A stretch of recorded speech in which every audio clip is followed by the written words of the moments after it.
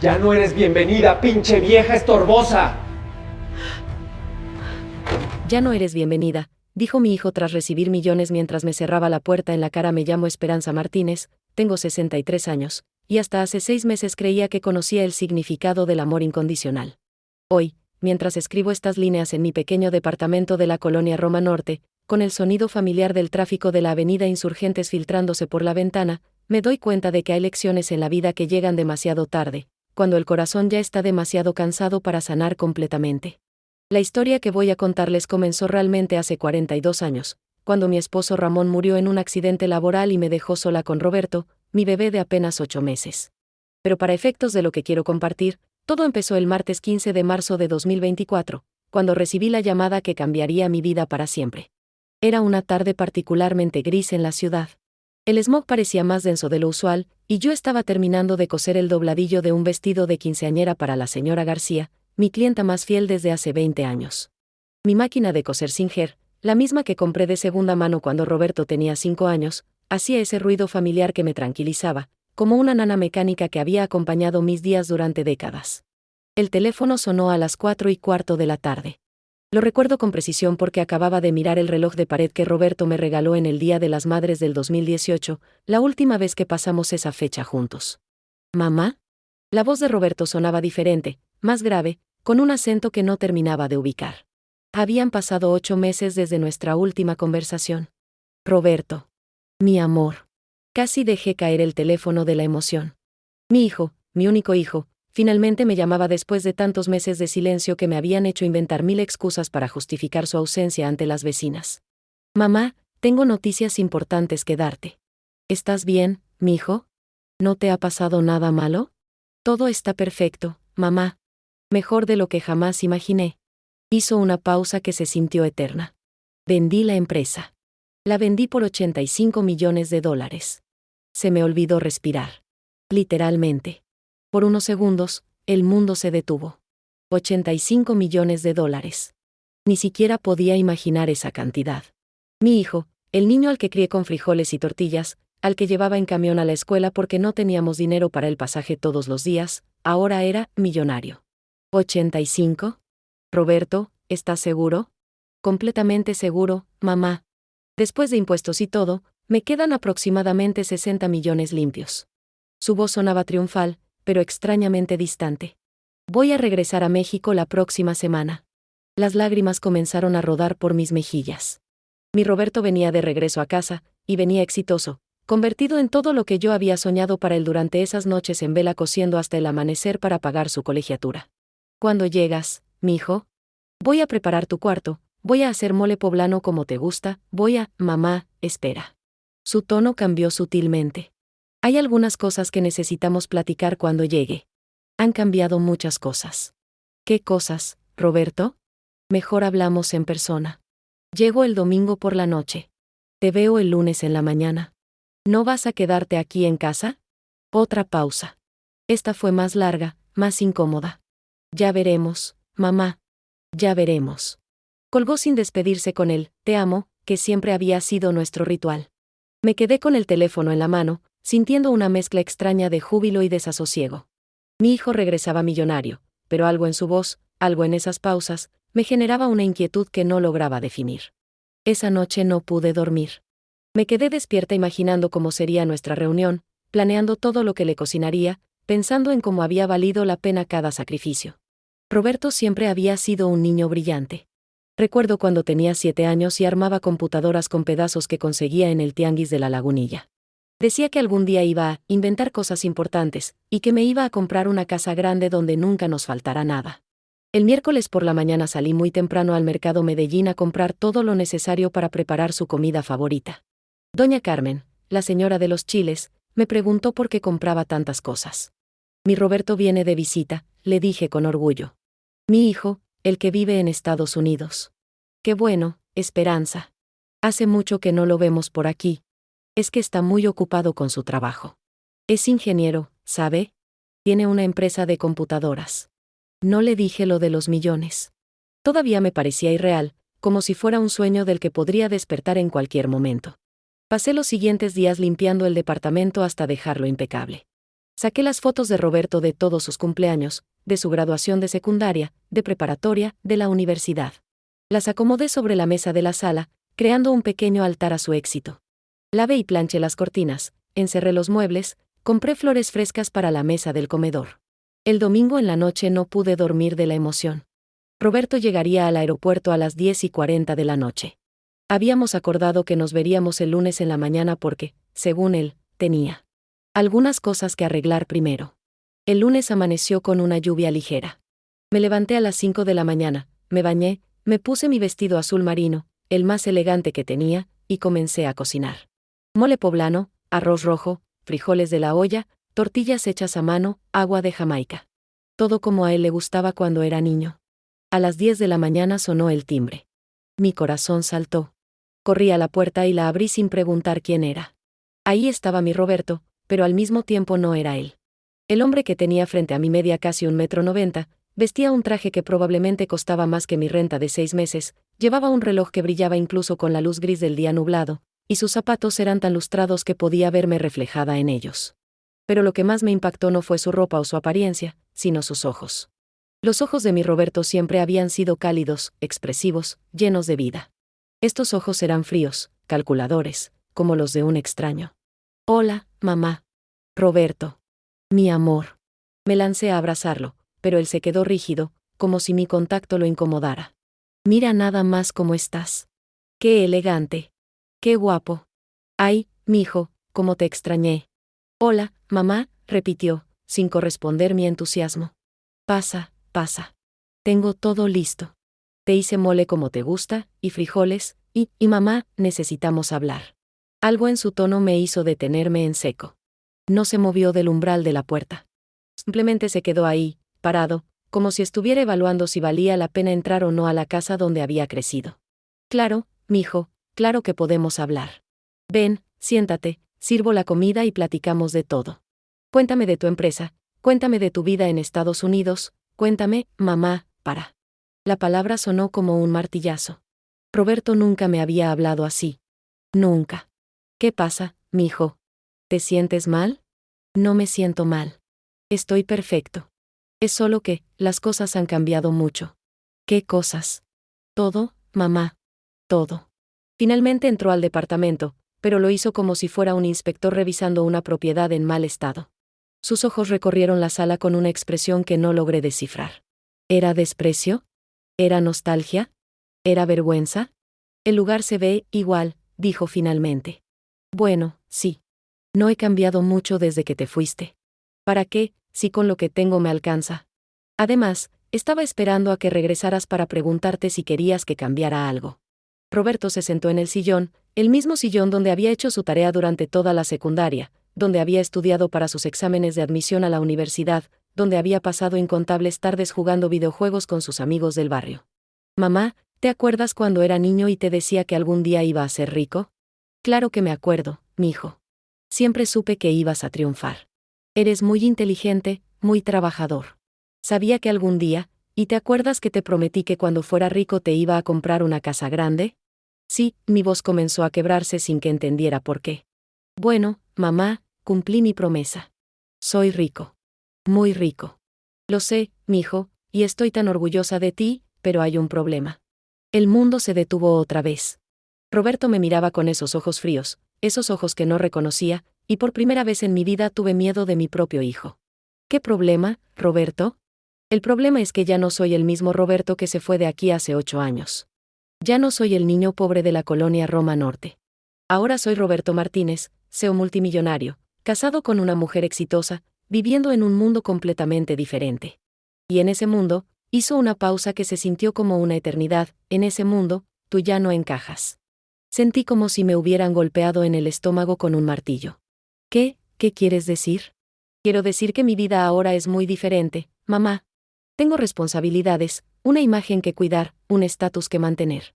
Y, Roberto, soy tu madre. Lo sé. Y por eso esto es tan difícil. Se levantó del sillón y caminó hacia la ventana. Afuera, la lluvia había comenzado a arreciar. Los truenos se escuchaban a lo lejos, como presagiando una tormenta más fuerte. ¿Recuerdas a Jennifer, la chica americana de la que te hablé hace 2 años? Sí, la de tu trabajo. Nos casamos hace 6 meses. Otra puñalada.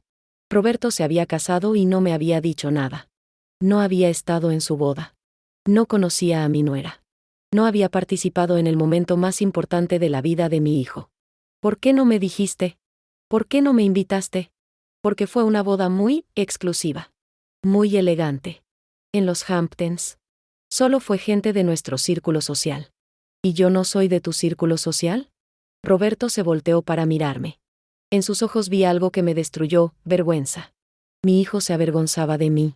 Mamá, Jennifer viene de una familia muy importante.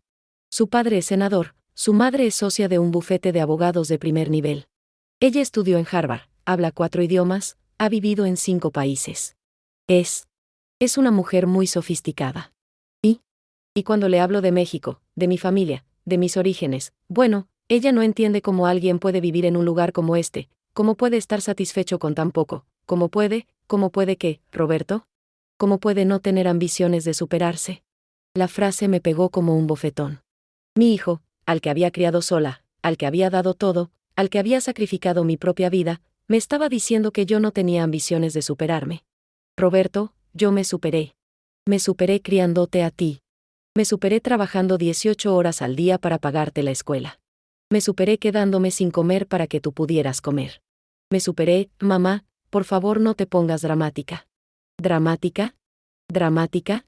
Por primera vez en 42 años, le grité a mi hijo. Yo no soy dramática. Soy tu madre. Soy la mujer que te dio la vida, que te crió, que trabajó como burro para que tú pudieras tener una carrera, para que pudieras irte a Estados Unidos, para que pudieras convertirte en lo que eres ahora. Roberto suspiró, como si mi dolor fuera una molestia. Mira, mamá, por eso es tan difícil esta conversación. Tú siempre has sido muy emocional, muy intensa. Jennifer dice que las familias disfuncionales tienden a ser muy dependientes emocionalmente, y que para que una persona pueda crecer realmente necesita, Jennifer dice. ¿Jennifer dice? Mamá, baja la voz. No voy a bajar la voz. Esta es mi casa. Y tú eres mi hijo. Y no me importa lo que diga Jennifer ni lo que diga nadie. Tú eres mi hijo. Roberto caminó hacia la puerta. Por un momento terrible pensé que se iba a ir, que me iba a dejar ahí, gritando sola en mi departamento. Mamá, vine aquí para hacer lo correcto. ¿Qué significa eso? Sacó un sobre blanco de la bolsa interior de su saco. Esto es un cheque por $500,000. Mi mundo se tambaleó otra vez. ¿Qué? $500,000 para que te compres una casa bonita, para que vivas cómoda, para que no te falte nada. Es más dinero del que podrías gastar en el resto de tu vida. Roberto, yo no quiero tu dinero. Quiero a mi hijo. Mamá, tú ya criaste a tu hijo. Tu trabajo ya terminó. Ahora necesitas dejarme vivir mi vida. ¿Dejar vivir tu vida? ¿Pero de qué hablas? Yo nunca te he estorbado. Nunca te he pedido nada. Solo quiero que seas feliz. Y yo soy feliz, mamá. Muy feliz. Tengo una empresa exitosa, una esposa maravillosa, una casa increíble en Palo Alto, otra en los Hamptons. Tengo todo lo que siempre quise. Pero para seguir siendo feliz, para seguir creciendo, necesito cerrar algunos ciclos del pasado. ¿Ciclos del pasado? ¿Eso soy yo para ti? ¿Un ciclo del pasado? Las lágrimas ya corrían sin control por mis mejillas. Roberto me miraba como si fuera una niña haciendo un berrinche. Mamá, por favor entiende. No es personal. ¿Qué no es personal? Soy tu madre. Todo es personal. Mira, aquí está el cheque. Cómprate una casa bonita, vete de viaje, disfruta tu vida. Pero necesito que entiendas que mi vida ahora es muy diferente. Jennifer y yo estamos planeando tener hijos pronto, y queremos que crezcan en un ambiente, bueno, en un ambiente diferente. ¿Diferentes a qué? Diferentes a cómo crecí yo. Esas 5 palabras me mataron. Diferentes a cómo crecí yo. Mi hijo, mi único hijo, estaba rechazando no solo su presente, sino todo su pasado.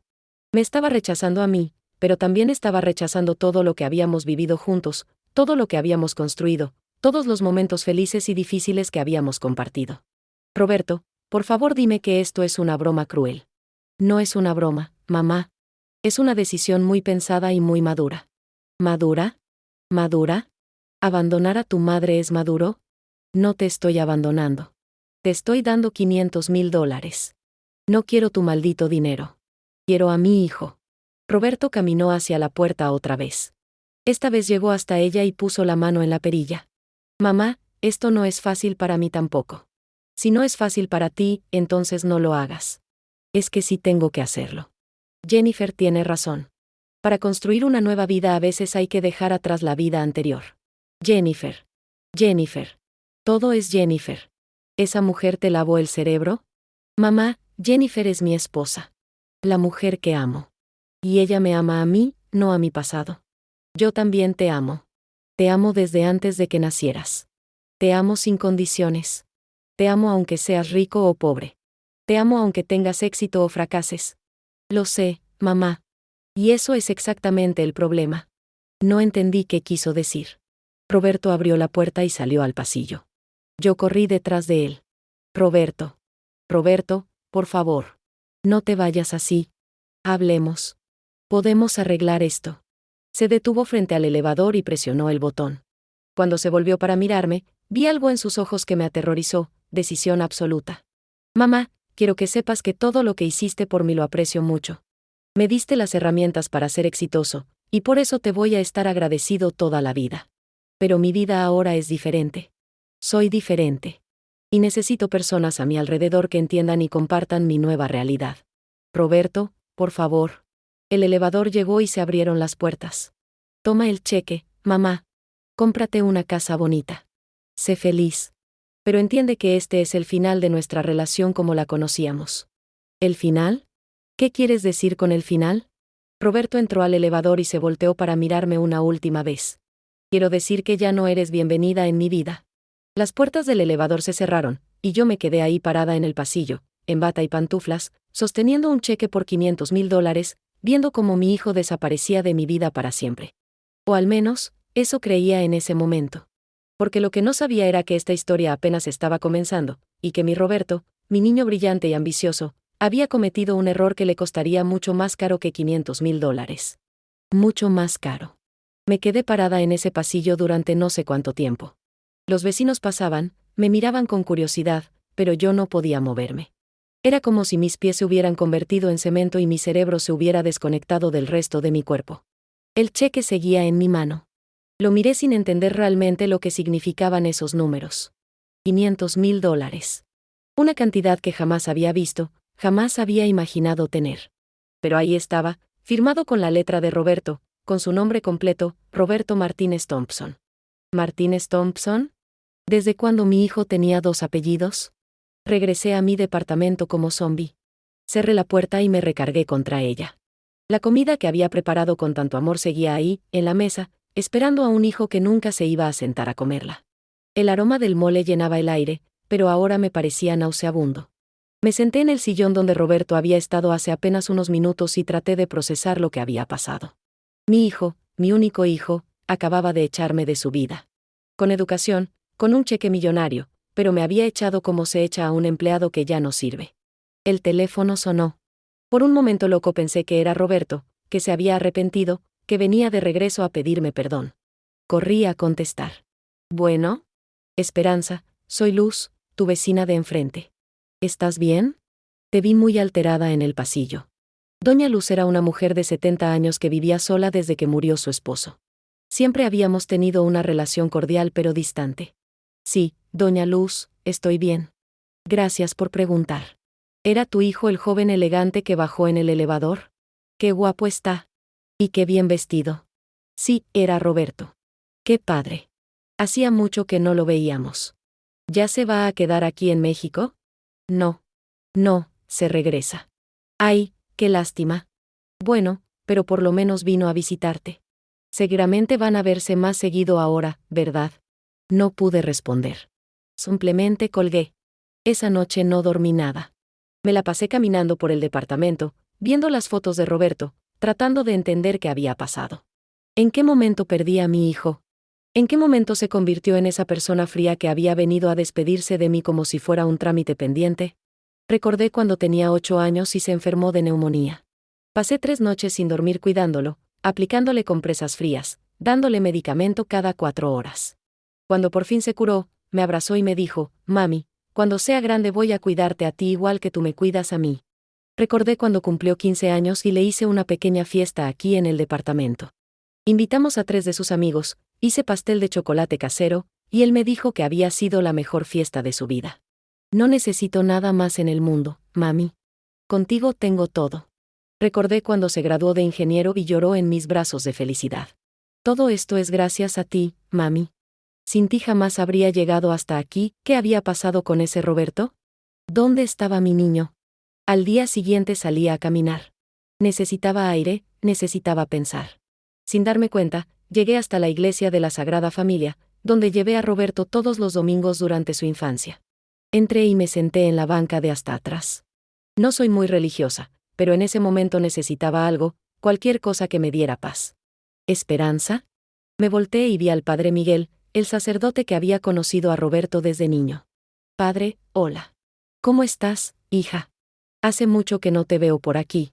No muy bien, padre. Se sentó a mi lado con esa paciencia infinita que tienen algunos sacerdotes. ¿Quieres platicarme qué pasa? Y le platiqué todo. Desde la llamada hasta el cheque, desde los 85 millones hasta las palabras finales de Roberto en el elevador. El padre Miguel me escuchó sin interrumpir, asintiendo de vez en cuando. ¿Y qué vas a hacer con el dinero? Me preguntó cuando terminé. No lo sé. No lo quiero. Se siente como dinero sucio. ¿Dinero sucio? Como si me estuviera pagando para que desaparezca de su vida. Tal vez Roberto está confundido ahora mismo. El éxito repentino puede cambiar a las personas. Padre, usted lo conoce desde niño. Roberto nunca había sido cruel. Nunca me había hablado así. Las personas cambian, Esperanza. A veces para bien, a veces para mal. Pero siempre hay esperanza de que vuelvan a encontrar su camino. ¿Usted cree que Roberto pueda volver a ser el niño que era? Creo que Roberto sigue siendo ese niño por dentro. Solo que ahora tiene miedo. ¿Miedo de qué? De no ser suficientemente bueno para su nueva vida. A veces, cuando las personas sienten que no merecen lo que tienen, rechazan todo lo que les recuerda sus orígenes. Es una forma de autoprotección. Salí de la iglesia sintiéndome un poco mejor, pero seguía sin saber qué hacer con el cheque. Lo tenía guardado en el cajón de la cocina, como si fuera una bomba que podría explotar en cualquier momento. Una semana después, Consuelo, mi comadre de toda la vida, vino a visitarme. Consuelo y yo habíamos criado a nuestros hijos juntas. Su hijo Javier era el mejor amigo de Roberto durante la secundaria. Oye, Esperanza, ¿es cierto lo que me contó la señora García? ¿Que Roberto se hizo millonario? ¿Cómo sabe la señora García? Su nieta trabaja en un banco, y dice que ayer vio a un hombre muy elegante preguntando por ti. Que preguntó si conocían a Esperanza Martínez y que cuando le dijeron que sí, preguntó qué clase de persona eras, si eras de confianza, cosas así. Se me heló la sangre. ¿Un hombre elegante? Sí. Alto, bien vestido, con acento extranjero. La nieta pensó que a lo mejor era algún pretendiente tuyo. Consuelo se rió de su propia broma, pero yo no encontré nada gracioso en la situación. ¿Y qué más dijo? Pues preguntó por tu dirección, por tu trabajo, por tu familia. La nieta le dijo que eras viuda, que tenías un hijo en Estados Unidos, que eras costurera. Cosas normales. Esa noche no pude dormir otra vez, pero esta vez por una razón diferente. ¿Quién era ese hombre? ¿Y por qué estaba preguntando por mí? La respuesta llegó 2 días después. Estaba cosiendo cuando tocaron la puerta. Eran las 2 de la tarde, una hora extraña para visitas. Abrí y me encontré con un hombre que no conocía. Era alto, rubio, de unos 40 años, vestido con un traje caro pero no ostentoso. ¿Señora Esperanza Martínez? Sí, ¿quién pregunta? Mi nombre es David Chen. Soy abogado. ¿Puedo pasar? Tengo información muy importante sobre su hijo Roberto. David Chen resultó ser mucho más que un abogado. Era un investigador privado especializado en fraudes corporativos, contratado por los socios originales de la empresa que Roberto había vendido.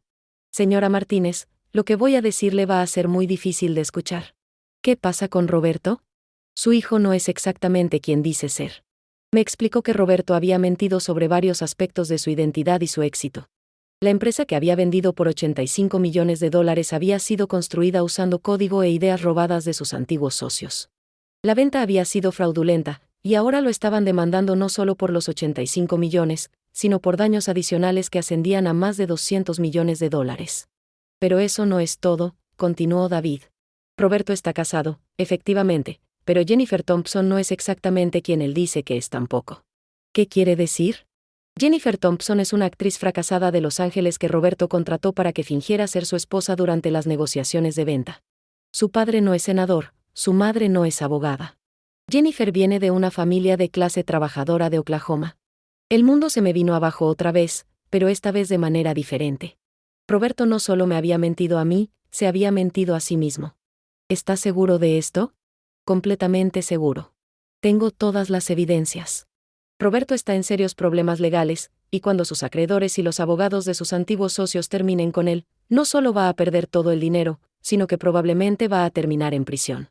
¿En prisión?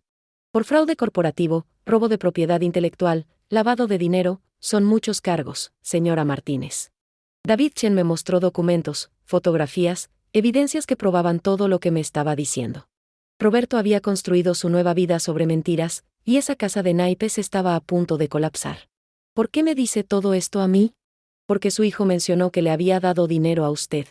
Necesitamos saber cuánto, para incluirlo en la lista de activos que van a ser embargados. El cheque. Los $500,000. De repente entendí por qué Roberto me había dado tanto dinero. No era generosidad. No era culpa. Era una forma de esconder parte de sus activos. Señor Chen, ¿qué va a pasar con Roberto? Depende de muchas cosas. Si colabora, si devuelve el dinero, si acepta un acuerdo, podría salir sin prisión. Pero si sigue mintiendo, si sigue tratando de esconder activos, las consecuencias van a ser mucho peores. David Chen se fue, pero me dejó su tarjeta y me dijo que probablemente regresaría en unos días para tomarme una declaración formal sobre el dinero que Roberto me había dado. Esa noche me senté en mi cocina con el cheque en la mano. $500,000 que no eran míos. $500,000 que Roberto había usado para comprar mi silencio y mi desaparición. $500,000 que representaban todo lo que estaba mal en la nueva vida de mi hijo.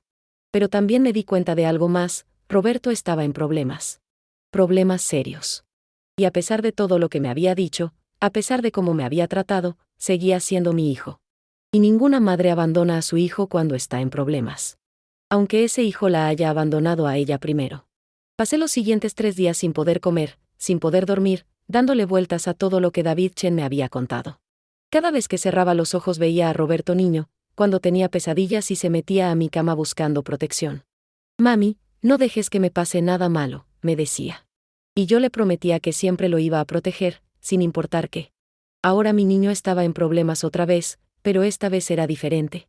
Esta vez él había creado sus propios monstruos. El jueves por la mañana decidí hacer algo que no había hecho en 8 años, buscar a Roberto por mi cuenta. No tenía su dirección en México, pero sabía que debía estar en algún hotel de lujo. Tomé el metro hacia Polanco y comencé a recorrer los hoteles más caros de la zona. En el cuarto hotel que visité, el St. Regis, tuve suerte. ¿Roberto Martínez Thompson? Preguntó la recepcionista después de que le diera el nombre completo que había visto en el cheque. Sí, es mi hijo. Es una emergencia familiar.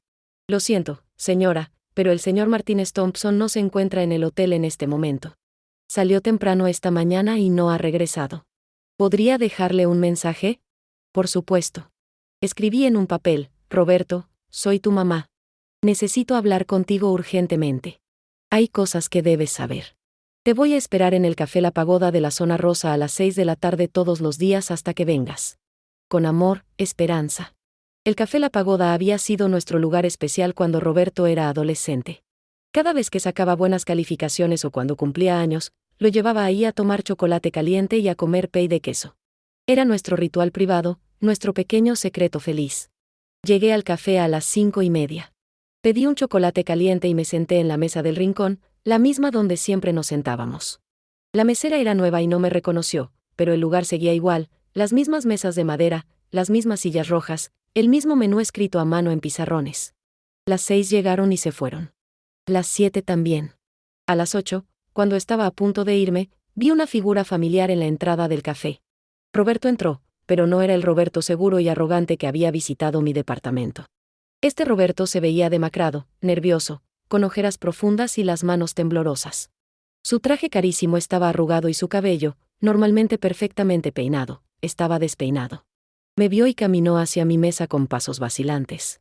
Mamá. Siéntate, mijo. Se sentó frente a mí y por primera vez desde su regreso, volví a ver en sus ojos al Roberto que yo conocía. Estaba asustado. ¿Cómo me encontraste? Fui a todos los hoteles de Polanco hasta dar contigo. Roberto, necesitamos hablar. Si vienes a reprocharme lo del otro día, no vengo a reprochar nada. Vengo porque sé que estás en problemas. Roberto se puso pálido. ¿Qué sabes? Sé lo de la demanda. Sé lo de Jennifer. Sé que el dinero que me diste no es realmente tuyo. Roberto se llevó las manos a la cara y comenzó a temblar. Por un momento pensé que iba a llorar. ¿Quién te dijo? Un investigador privado llamado David Chen vino a verme. Me contó todo. ¿Chen? ¿Ya llegó hasta aquí? Roberto, ¿qué hiciste? Mi hijo levantó la cara y vi en sus ojos algo que no había visto desde que era niño, terror puro. Mamá, me metí en algo muy grande. Algo que se me salió de las manos. Cuéntame todo. Desde el principio. Roberto pidió un café que no se tomó y comenzó a hablar. Su historia era muy diferente de la versión triunfal que me había contado por teléfono. Resulta que Roberto había entrado como empleado junior en una startup tecnológica en Silicon Valley. Sus dos socios, Mark y Lisa, eran los verdaderos genios detrás de la tecnología que habían desarrollado. Roberto era básicamente un programador de nivel medio, pero era ambicioso y estaba desesperado por destacar. Cuando Jennifer apareció en mi vida, todo cambió, me contó. Era tan hermosa, tan elegante, venía de un mundo que yo solo había visto en películas. Cuando la conocí en un bar de Los Ángeles, le mentí. Le dije que era el CEO de la empresa, que era millonario, que venía de una familia acomodada de México. Jennifer, que en realidad se llamaba Jenny Martínez y era de Tulsa, Oklahoma, también le había mentido. Le dijo que era hija de políticos importantes, que había estudiado en universidades prestigiosas, que tenía conexiones en Wall Street. Éramos dos mentirosos enamorándonos de las mentiras del otro, continuó Roberto. Y cuando nos dimos cuenta de que ambos habíamos mentido, en lugar de confesarnos la verdad, decidimos hacer que las mentiras se volvieran realidad.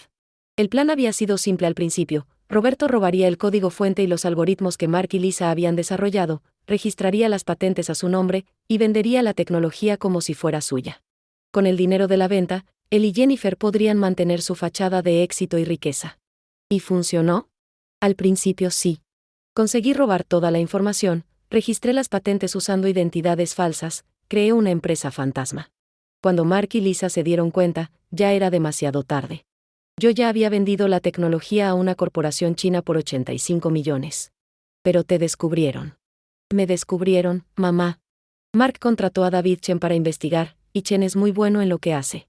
Descubrió todo, el robo, las patentes falsas, la empresa fantasma, incluso lo de Jennifer. Roberto me contó que cuando los abogados lo confrontaron por primera vez, él había creído que podía salir del problema usando su dinero para comprar abogados caros y sobornar a quien fuera necesario. Pero las evidencias eran abrumadoras. ¿Y Jennifer qué dice de todo esto? Roberto se rió amargamente. Jennifer me abandonó en cuanto se enteró de que los abogados estaban congelando mis cuentas bancarias. Resulta que su amor era tan falso como todo lo demás en nuestra relación. ¿Dónde está ahora? No tengo idea. Desapareció hace una semana. Probablemente regresó a Oklahoma con su verdadera familia. Roberto, ¿por qué no me contaste la verdad desde el principio? ¿La verdad? ¿Cuál verdad, mamá? ¿La verdad de que había fracasado? ¿La verdad de que después de todos tus sacrificios yo no había conseguido nada por mi cuenta? ¿La verdad de que me había convertido en un ladrón y un mentiroso?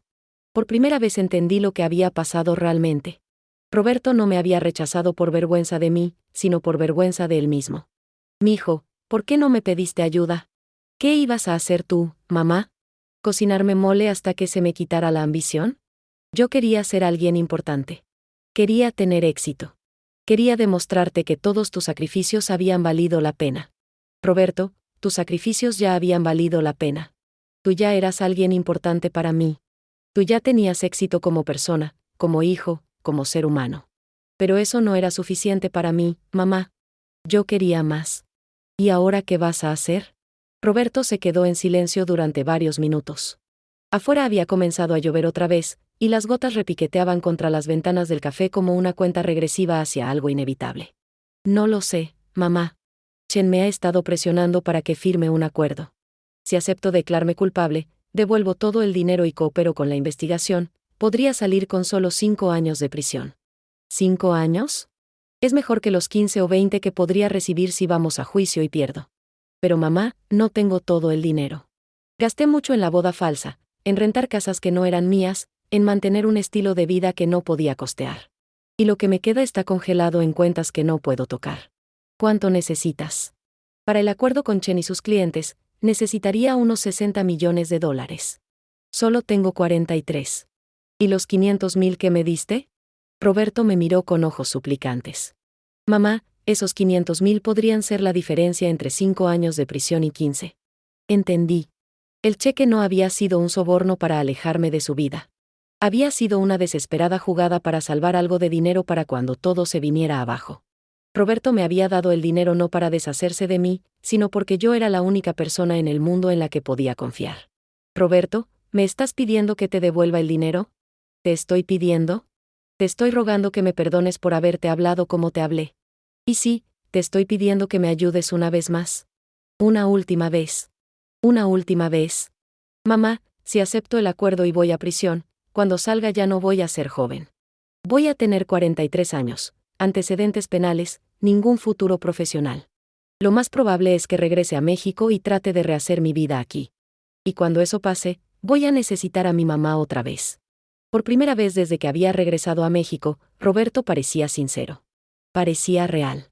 Parecía mi hijo. Mi hijo, ¿tú realmente quieres que Jennifer regrese contigo? No, mamá. Jennifer nunca me amó realmente. Y yo, creo que nunca la amé a ella tampoco. Me enamoré de la idea de lo que podríamos ser juntos, pero no de quien realmente era. ¿Y qué quieres ahora? Quiero pagar por lo que hice.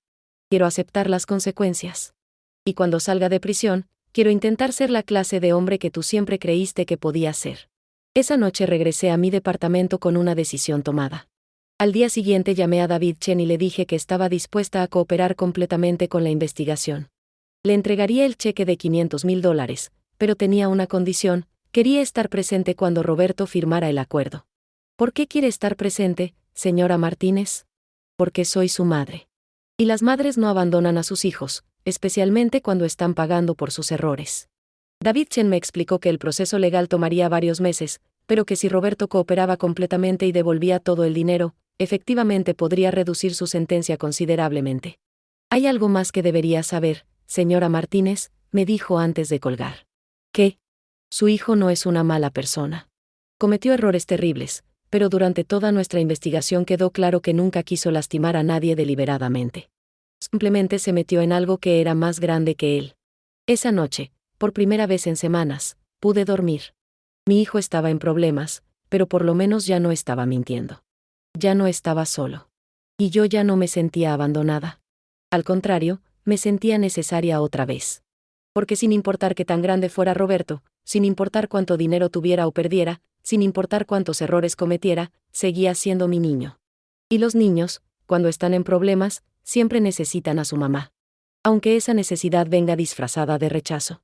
3 meses después, me encontraba sentada en una sala de juntas del bufete de abogados más caro de la Ciudad de México, viendo cómo mi hijo firmaba los documentos que cambiarían su vida para siempre. Roberto vestía un traje gris modesto que yo le había comprado en el centro histórico, muy diferente a los trajes de diseñador que usaba cuando llegó de Estados Unidos. David Chen estaba ahí, junto con otros 3 abogados que representaban a Mark y Lisa, los verdaderos dueños de la tecnología robada. También había una representante de la Fiscalía General que supervisaba que el acuerdo se cumpliera según la ley mexicana. Señor Martínez, dijo David Chen, ¿está usted completamente seguro de que entiende los términos de este acuerdo? Sí, respondió Roberto con voz firme. Me declaro culpable de robo de propiedad intelectual, fraude corporativo y lavado de dinero. Devuelvo la totalidad del dinero obtenido ilegalmente, más intereses y daños punitivos. Acepto una sentencia de 4 años y medio de prisión, con posibilidad de libertad condicional en 3 años si mantengo buena conducta. ¿Y entiende que este acuerdo significa que tendrá antecedentes penales permanentes? Lo entiendo. ¿Y que queda prohibido ejercer como CEO o director de cualquier empresa tecnológica por el resto de su vida? Lo entiendo. Roberto firmó cada página lentamente. Sus manos ya no temblaban como aquella noche en el Café La Pagoda. Durante estos 3 meses, algo había cambiado en él. Se había vuelto más callado, más reflexivo. Había perdido peso y se le habían marcado líneas de expresión alrededor de los ojos, pero por primera vez desde su regreso, parecía estar en paz consigo mismo. Señora Martínez, me dijo David Chen cuando terminó el proceso, gracias por su cooperación durante toda la investigación. Sin su honestidad y la devolución del dinero, este acuerdo no habría sido posible. Solo hice lo correcto. No todos los familiares de nuestros investigados son tan íntegros. Cuando salimos del bufete, Roberto y yo caminamos en silencio por las calles del centro histórico. Tenía exactamente una semana antes de presentarse en la prisión federal de Santa Marta, Acatitla.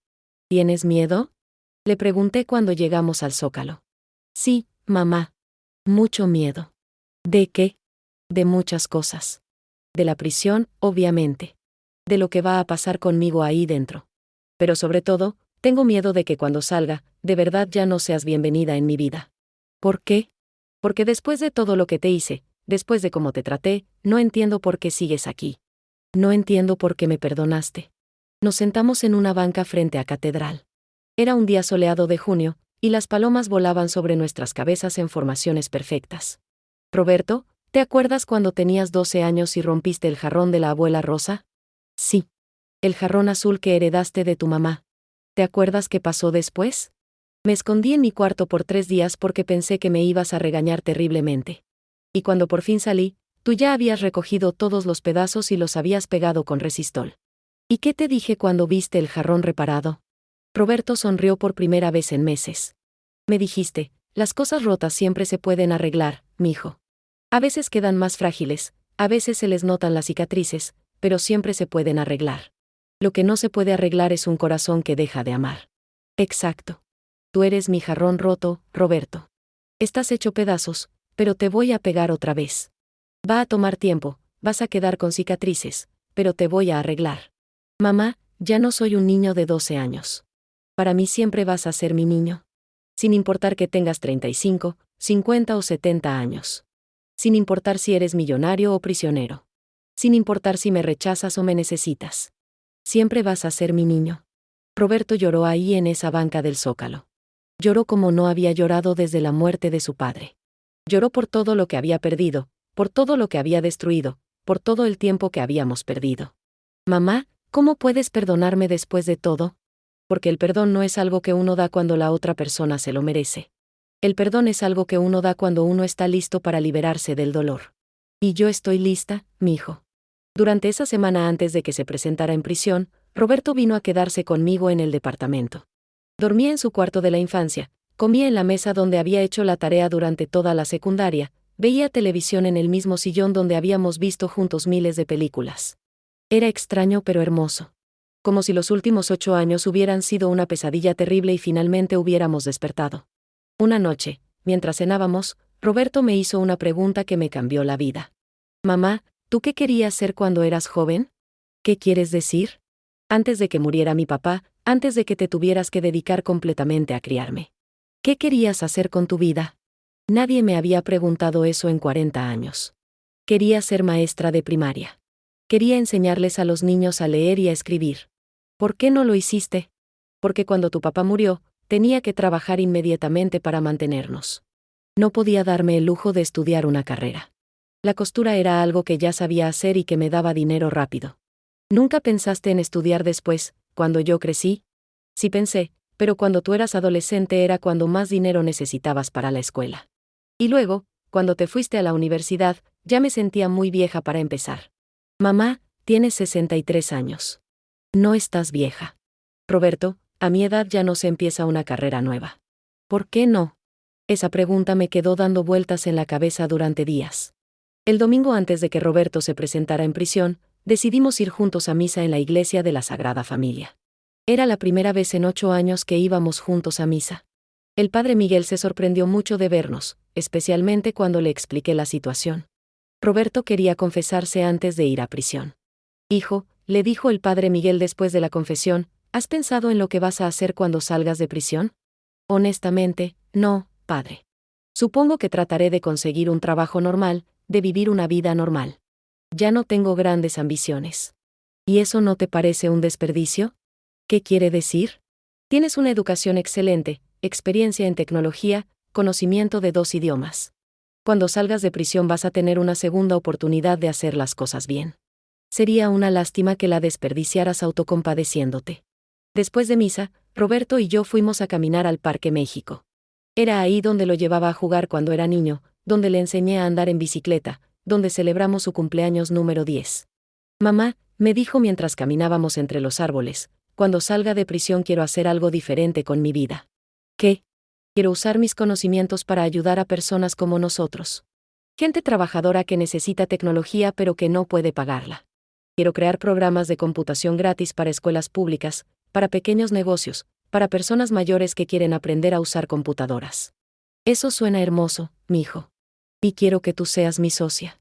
Yo, Roberto, yo no sé nada de computadoras. Pero sabes de educación. Sabes de enseñar. Sabes de paciencia y de amor. Cuando salga, quiero que estudies para maestra, y luego vamos a trabajar juntos enseñándole tecnología a niños de escuelas públicas. La idea me emocionó y me aterró al mismo tiempo. Roberto, tengo 63 años. Y cuando yo salga vas a tener 66 o 67. Todavía tienes por lo menos 20 años productivos por delante. ¿Por qué no usarlos para cumplir tu sueño? Esa noche, después de que Roberto se durmió, me quedé despierta pensando en la propuesta. Por primera vez en 40 años, alguien me estaba preguntando qué quería yo. No que necesitaba mi hijo, no que necesitaba la familia, no que era lo más práctico. ¿Qué quería yo? Y la respuesta me sorprendió, quería ser maestra. Seguía queriendo ser maestra. El lunes por la mañana acompañé a Roberto a la prisión. Fue uno de los días más difíciles de mi vida, pero también uno de los más importantes. Cuando se despidió de mí en la entrada, me abrazó como cuando era niño. Mamá, gracias por no abandonarme. Gracias por regresar a casa, mijo. Te veo en las visitas. Y cuando salga, vamos a cumplir nuestros sueños juntos. Te amo, Roberto. Yo también te amo, mamá. Mientras regresaba a casa en el metro, pensé en todo lo que había pasado en estos últimos meses. Había perdido a mi hijo millonario, pero había recuperado a mi niño. Había perdido $500,000, pero había ganado la oportunidad de cumplir un sueño que había abandonado hacía 40 años. Mi hijo iba a estar en prisión durante los próximos 3 años, pero por primera vez desde que se fue a Estados Unidos, sabía exactamente dónde estaba y cuándo lo iba a ver. Ya no tenía que esperar llamadas que nunca llegaban o preocuparme por un silencio que no entendía. Esa tarde fui a la Universidad Pedagógica Nacional a preguntar sobre los programas de licenciatura para adultos mayores. La mujer de información me explicó que había un programa especial para personas mayores de 60 años que querían estudiar para maestras. ¿A su edad quiere empezar una carrera? Me preguntó con cierta sorpresa. A mi edad quiero terminar lo que empecé hace 40 años. ¿Y por qué ahora?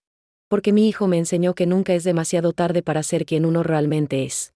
6 meses después, cuando fui a mi primera visita a la prisión como estudiante de primer semestre de la licenciatura en educación primaria, Roberto me preguntó cómo me sentía. Me siento como si acabara de nacer, mijo.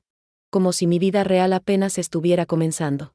¿No te arrepientes de haber esperado tanto tiempo? No me arrepiento de nada, Roberto. Si no hubiera esperado, no habría tenido a ti. Si no te hubiera tenido a ti, no habría aprendido lo que significa el amor incondicional. Y sin el amor incondicional, no podría ser la maestra que quiero ser. Mamá, ¿me perdonas de verdad? Ya no hay nada que perdonar, mijo. Solo hay cosas que agradecer. ¿Qué cosas? Que me hayas enseñado que las segundas oportunidades existen. Que me hayas demostrado que las crisis pueden ser bendiciones disfrazadas. Y que me hayas recordado que ser madre no significa sacrificar todos tus sueños por tus hijos, sino enseñarles que los sueños siempre valen la pena. 3 años después, el día que Roberto salió de prisión, yo me gradué como maestra de educación primaria. Tenía 66 años y era la estudiante más vieja de mi generación, pero también era la más feliz. Roberto cumplió su promesa. Juntos fundamos Tecnología para Todos, un programa sin fines de lucro que enseña computación básica en escuelas públicas de colonias populares. Él programa las aplicaciones educativas, y yo las enseño en las aulas. No somos ricos. Vivimos modestamente de las donaciones y de mi pequeña pensión como maestra. Pero somos felices de una manera que nunca fuimos cuando Roberto tenía $85 millones. Porque aprendimos algo que el dinero no puede comprar, que el amor verdadero no se compra, no se vende, y no se abandona. Simplemente se transforma, se adapta, y encuentra la manera de florecer incluso en las circunstancias más difíciles. Hoy, mientras escribo esta historia en mi pequeño departamento de la colonia Roma Norte, puedo escuchar a Roberto en la cocina preparando la cena. Mañana vamos a visitar 3 escuelas primarias para enseñarles a los niños a usar computadoras. Mi hijo nunca volvió a decirme que no era bienvenida en su vida. Al contrario, ahora me dice todos los días que soy la parte más importante de su nueva vida. Y yo finalmente entendí que a veces, para encontrar a nuestros hijos, tenemos que perderlos primero. Y a veces, para encontrarnos a nosotros mismos, tenemos que estar dispuestos a empezar de nuevo, sin importar la edad que tengamos. Porque nunca es demasiado tarde para ser quien realmente somos. Y nunca es demasiado tarde para amar sin condiciones. ¿Qué te pareció la historia de Esperanza y Roberto? ¿Has vivido alguna situación similar en tu familia donde el éxito o el dinero hayan cambiado las relaciones? Me encantaría conocer tu opinión en los comentarios. Si esta historia te tocó el corazón y crees que puede inspirar a alguien más, no olvides darle me gusta al video y compartirlo con tus seres queridos. Y si quieres seguir escuchando historias reales que nos enseñan sobre la vida, el amor y las segundas oportunidades, suscríbete al canal y activa la campanita para no perderte ningún episodio. Recuerda, nunca es demasiado tarde para empezar de nuevo, y el amor de una madre siempre encuentra el camino de regreso. Nos vemos en el próximo video.